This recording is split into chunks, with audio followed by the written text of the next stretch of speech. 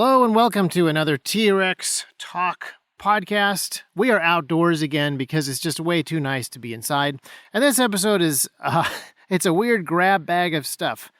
We got Glock manufacturing AR-15s now, but apparently not for Americans, for Brits.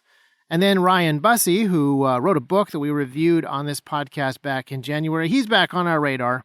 So a whole bunch of random threads all being tied together by the Daily Beast. So not normal for us to thank the Daily Beast, but credit where it's due. Thank you, Daily Beast, for tying all these things together into something that makes sense to talk about in a single podcast. So to get to the main nub of the story, some pictures of a Glock-manufactured AR-15 leaked onto the internet from, I believe the first source was some British YouTubers. And of course, they trickled through the rest of the internet. So Matt Hoover and Mr. Guns and Gear and various other peoples in the community started spreading these pictures around. And they looked into the rifle and some different carbine patents that Glock filed back in like 2019. And the ATF, interestingly enough, has some records of Glock carbine barrel imports into this country. So very interesting stuff to consider. And then John Crump did some more digging for an article that's on AmmoLand. I'll link to that down below. Apparently, the Glock carbine is designated the GR-115F and is currently undergoing trials with the British Army. And the reason for this is the British Army would like to replace the SA-80 bullpup rifle, and not a moment too soon, I would say.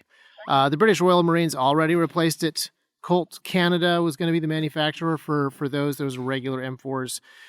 So for this current British Army trial, apparently the Glock AR-15 is going up against a Knight's Armament carbine and an LMT carbine. So Lewis Machine and Tool. These are both very, very high-end manufacturers. So Glock is competing against more premium military contract kind of stuff here.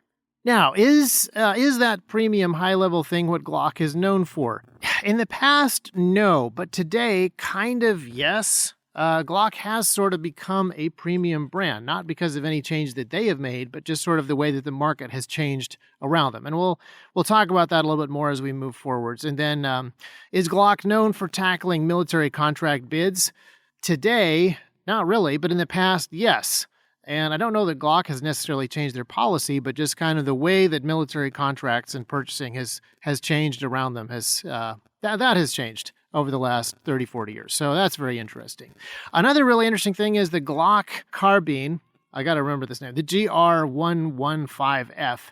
It has polymer hardware on it, not surprising, but that polymer hardware is from Magpul, which is kind of odd because in the past, Glock was the king of polymer injection molding. And so it's weird. That would be kind of like if T-Rex Arms invented a pistol and we sent it out to reviewers in somebody else's holster. Just feels like kind of an odd thing. But it does indicate that they are focused more on not just making a rifle, but designing something internally, functionally, mechanically, that is a premium thing that's going to compete with Knight's Armament, maybe change a few things about the AR-15 spec the way that Knight's Armament has with the SR-25 in the past, stuff like that. So, yeah, kind of interesting. And then Glock, of course, made a comment saying that this is something that they have developed for military trials, for select contracts only, and they're not going to comment on future civilian sales. But that alone was enough for the Daily Beast to freak out, and they published an article with a big headline. I'd like to congratulate them for restraining themselves and not putting exclamation points in this headline, but the headline is, Glock AR-15 rumors run rampant. That would be a nightmare, by Michael Daly.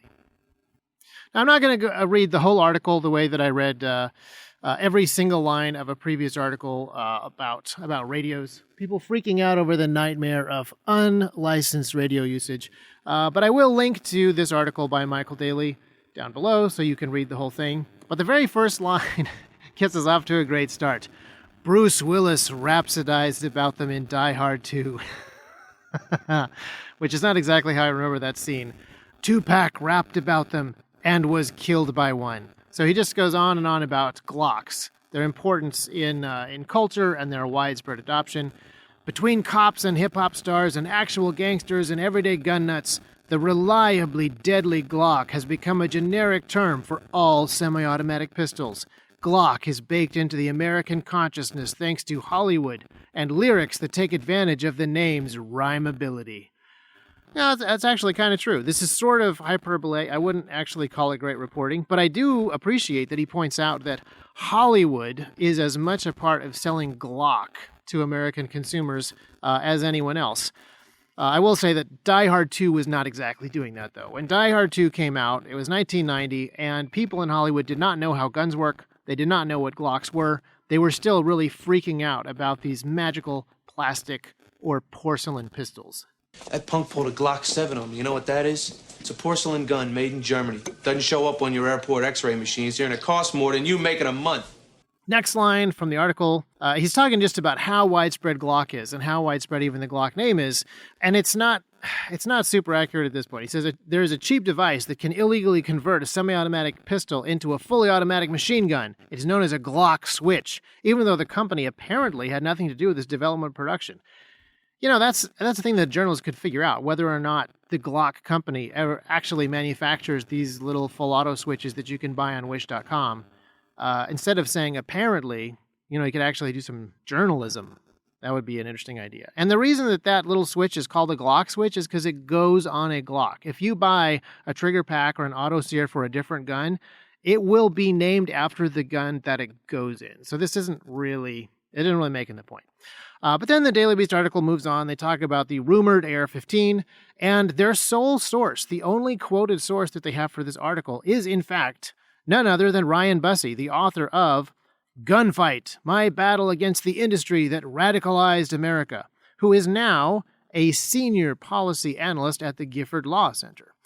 Now, this actually makes a whole bunch of things make more sense. In January, as I mentioned, we reviewed this book, Gunfight, written by Ryan Busse, which is kind of an autobiography, sort of a memoir, not exactly an expose, but it's trying really hard to be one. It's more of a fast, dirty mudslinging job.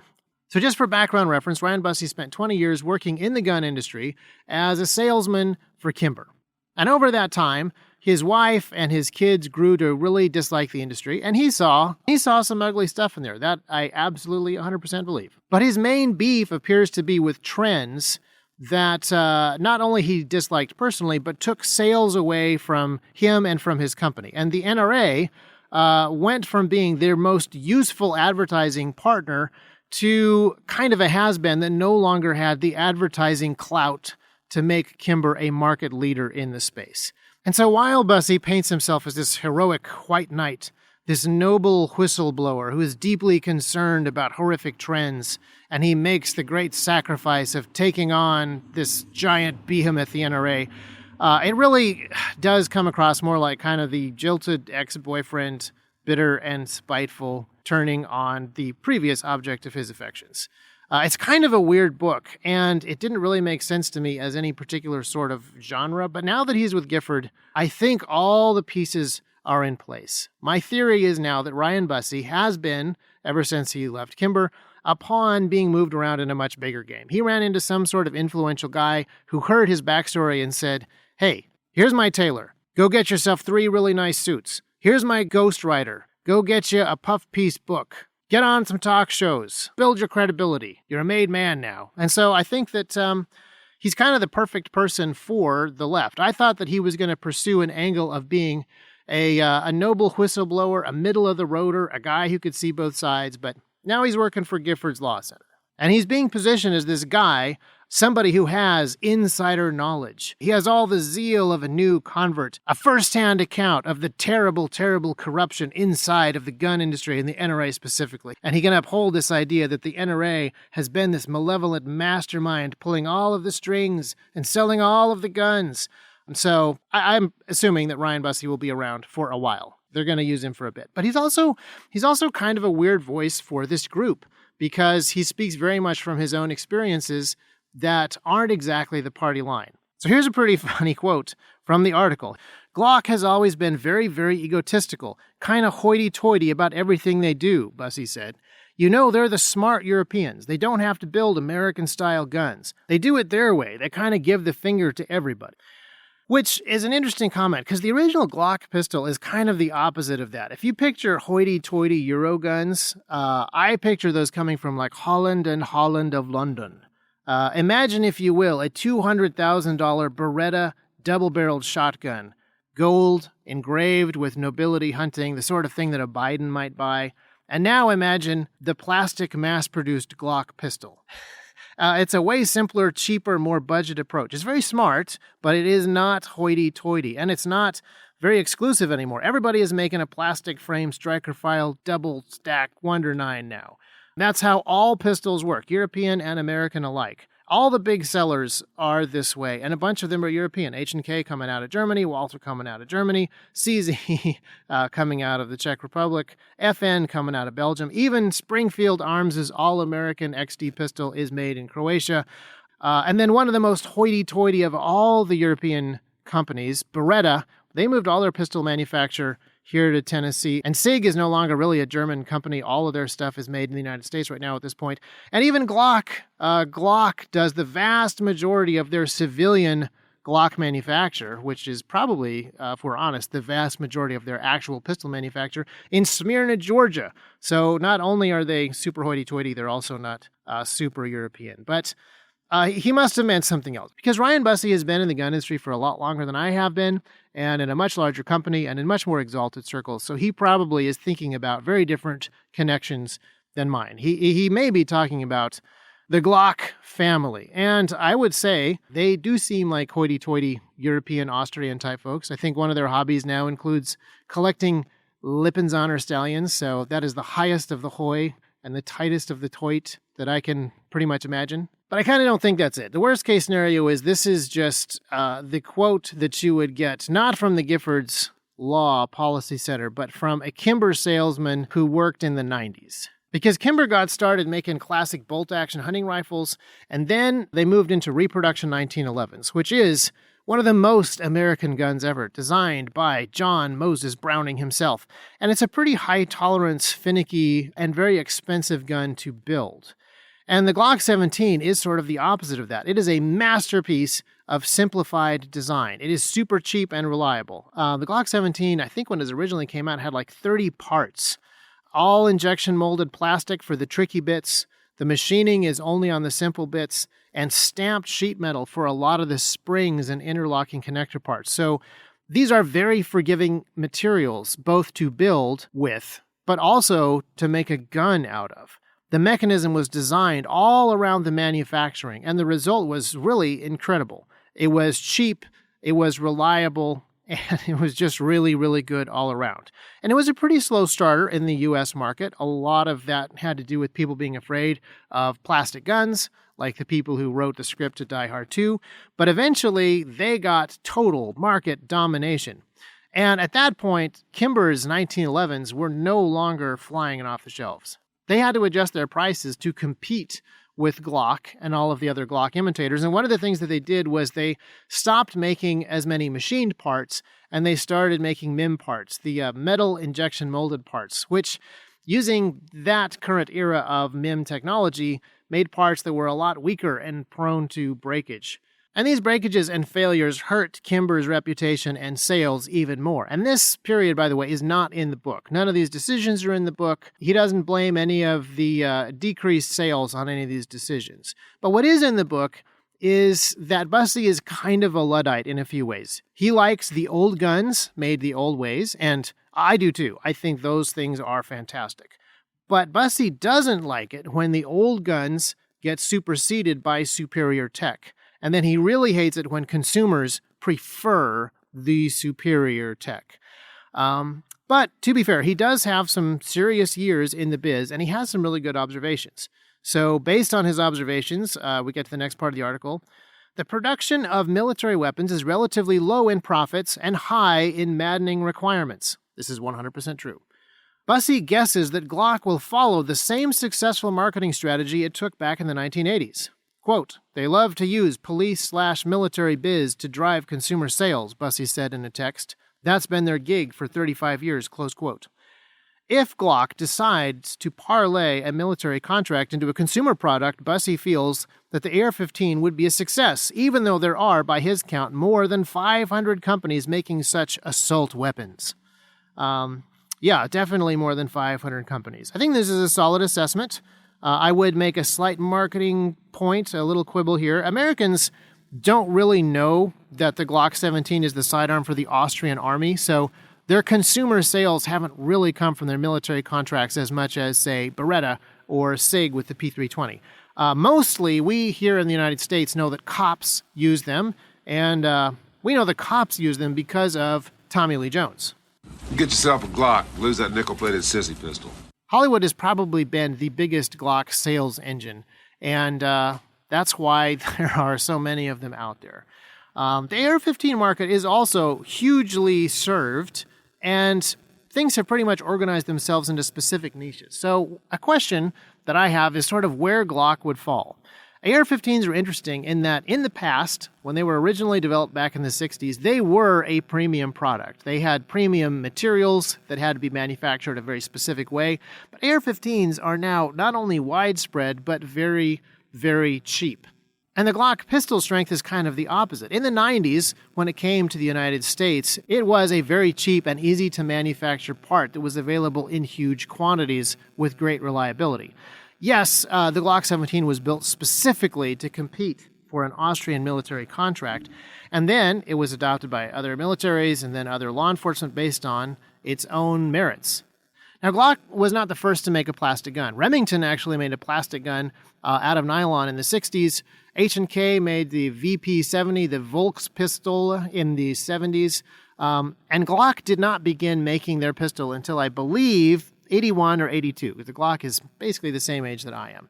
And it's pretty fascinating. Generally speaking, people do not invent a gun from scratch to compete in a military trial. They make little tweaks to something that they already have working. Gaston Glock not only invented a gun from scratch to compete in these Austrian military trials, it was his first gun that he had ever worked on. That is hugely impressive. From there, obviously, it went on to law enforcement sales. Now, for the most of the 20th century, American police were using .38 caliber revolvers, .357 revolvers. Teddy Roosevelt is actually the guy who got that started. He standardized police carry weapons in the 1890s when he was the commissioner of the NYPD, or one of the commissioners. Now, that was a .32 caliber Colt revolver, but it enabled everybody to use the same ammo, everybody to use the same training, everybody to have access to the same spare parts, and pretty much everybody followed that lead from then on out. There were a few departments that used 1911s and high powers later on, but for the most part, they were basically just revolvers, just wheel guns into the 1960s. It wasn't until those late 60s that the Smith & Wesson Model 39 got picked up. I think it was the larger Illinois State Department that picked that up first, and then it became pretty common. And then the Model 59, and people really liked these pistols because they carried a lot more ammunition, but they were quite a bit heavier. So when the Glock-17 came out, which was a much lighter gun, carrying a lot more bullets, and it was incredibly reliable, needing very little maintenance, and had an extremely attractive price, well, they kind of undercut everybody in the 80s and were a tremendous hit.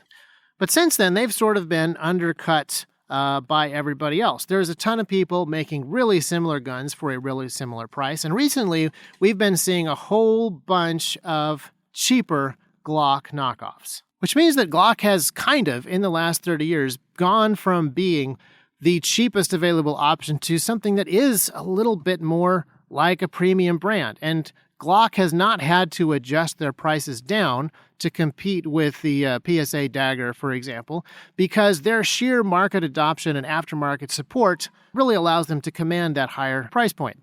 So my assumption is that Glock will not and cannot make an AR-15 that sells for 50% of the cost of current market rifles, the way that they did with duty pistols back in the 80s. They will do something that is more premium, and I believe that it absolutely will hit the U.S. civilian market eventually. Essentially, that's the only civilian market for semi-automatic carbines. And even if they only sell it to Glock fans, it's totally worth doing. The import paperwork will be a hassle, but yeah, they'd be really foolish not to. which is pretty much the assumption that the Daily Beast article also makes.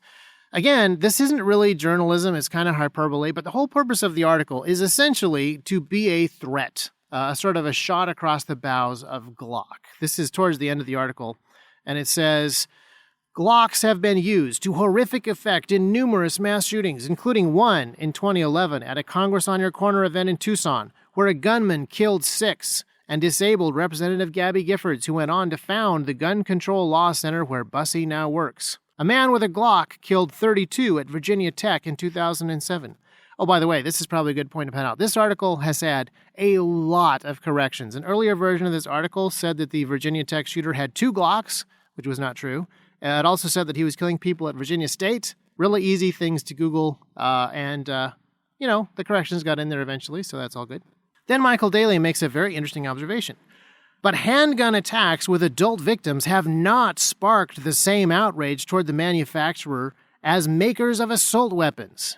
And that is a really good point. I think the main reason for that is because various powers that be, including the people that gave Ryan Busse this soapbox to stand on, really, really, really want to have an assault weapon ban. And so there has been a disproportionately high level of attention on assault weapon massacres, even though the murder rate, the homicide toll from handguns is so much higher that it's just, even Michael Daly points out this discrepancy. Should Glock, this is the threat, by the way, should Glock go into the AR-15 business, it would be only one mass school shooting away from finding itself widely condemned. So the article ends kind of on a nice business you got there, be a shame if something bad happened to it kind of vibe. But I think there's a couple of things worth noting. One takeaway is that it's obvious now that Busse is going to be around for a while. He has pitched himself as the anti-NRA, the white knight who can slay the NRA with his secret knowledge that he obtained from within. But it's obvious, and I'd say increasingly obvious, that he is just as stuck in the past as the NRA. So one of the things that we have talked about a little bit in past episodes, in fact, even last episode, is that the NRA is kind of obsolete. They are stuck on these ancient talking points. Most of their power exists in their old media, their magazines and stuff like that, which at this point is only read by an older demographic. And all their marketing partners and fundraising people are these older businesses like Kimber. They are barely talking about gun culture 2.0 stuff. And they're not doing a great job of reaching new folks, and they're not really even keeping up with their lobbying efforts. They're not really keeping up with some of the new developments when it comes to gun laws. They're still talking about stuff that we are way past. The Bruin decision, West Virginia versus EPA, there are some major Supreme Court rulings and major federal court rulings that the NRA just isn't talking about. They are still fundraising on the basis of 1990s gun bills. And Busse kind of is too. He saw some amazing tectonic shifts in the gun industry. He was there when a lot of these changes happened, caused by the internet and various other things. But instead of really understanding these changes and adapting to them, he quit. The NRA was the huge sales engine for the industry that he knew and the few gun companies that he was really familiar with. And then the NRA failed him. And so he bailed, and he's bitter about it. And like I said earlier, he lost his opportunity to be a middle-of-the-road guy who can see both sides of the argument. By joining Giffords, he's completely blown his credibility by anyone on the right side or anyone in the middle. So now he's really only useful as long as he serves that particular party line. He is getting listened to. He's a great example of how credibility can come from certain authority figures, and then it doesn't really get questioned. So that quote about Glock being a hoity-toity Euro brand really makes no sense for a spokesman for Giffords to say, and it makes no sense for Daily Beast. It really makes no sense to anyone who wasn't trying to sell 1911s in 1991. Michael Daly does not do very much journalisming in this article, but he is a good enough writer to know that this paragraph doesn't really fit. It doesn't have a point. It certainly doesn't support his point. Leftists like Eurocentric aloofness much better than they like American manufacturing prowess. So why is it in there? It has no bearing on gun violence. But Busse is an anointed figure now. He's got his blue check mark. He's got his Giffords paycheck. He's got his book deal. He's got his interviews on The Daily Show. So yeah, he's in. He's a made man. His quotes will get published. So the end of the article, again, leans very heavily on Busse to tell us what will happen in the future. He says, even so, Busse hears that Glock is poised to cash in on the gun boom and produce more of the last thing we need. Quote, my folks inside the industry think Glock is in fact going to launch the AR, unquote, Busse told the Daily Beast. Yes, the gun boom. Very funny. I'm actually going to kind of agree with the Daily Beast for once. I'm not going to go so far as to say that the AR-15 is the last thing that we need, but how much better would it be if Glock made an AR-10? So, if anyone at Glock is listening right now, please make us an AR-10 or an AR-18. That would be fantastic, and it would be useful, and it would sell. I would buy one. I'm not going to buy a Glock AR-15. I already have enough Glocks and enough AR-15s, but a Glock AR-18 or a Glock AR-10, I'm sure I'd get at least one of each. These things are so cool. Yeah. They shoot underwater. You can pour sand in them and they'll shoot. Shoot every time. It's a good choice.